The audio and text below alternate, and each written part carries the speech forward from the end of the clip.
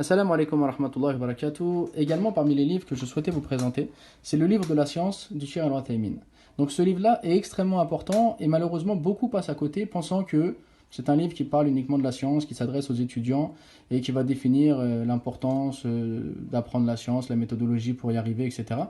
Mais en fait, ce livre est beaucoup plus important que ça et beaucoup plus large que ce que l'on pourrait imaginer. C'est la raison pour laquelle on l'a traduit. En fait, ce livre est surtout une méthodologie pour savoir comment vivre, comment se comporter avec ses frères, comment est-ce que la science doit avoir un impact sur nous et doit nous rendre humbles et sincères, et non pas comment est-ce qu'elle doit nous rendre orgueilleux, avoir une prétention de tout connaître, rejeter les divergences qu'on puisse avoir avec d'autres musulmans. Donc ce livre est en fait une leçon de vie, une leçon d'humilité, et la méthode et la méthodologie que chaque musulman doit adopter dans sa pratique de la religion. Et c'est en ça qu'il est extrêmement important.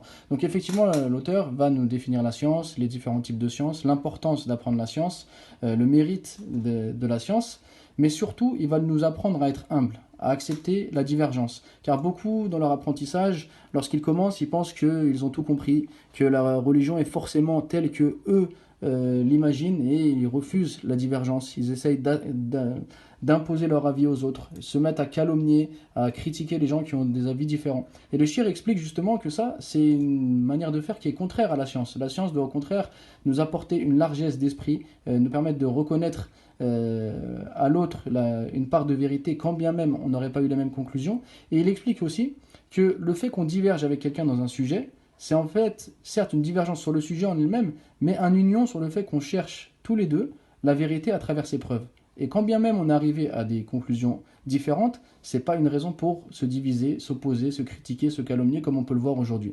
Et il donne beaucoup d'exemples à travers les exemples des compagnons qui ont pu diverger dans des sujets, mais qui sont malgré tout restés unis et qui avaient de l'amour entre eux.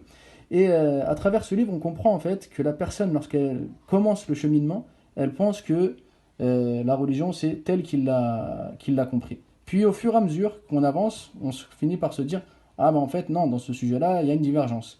Et plus on va loin dans la science, plus nos conclusions sont de dire Allahu A'lam, Allah est le plus savant.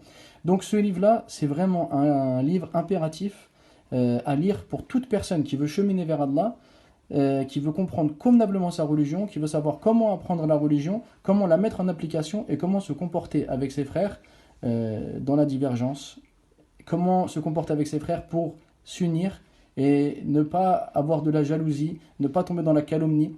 Et dans une période, dans une époque où les gens ont une vision dans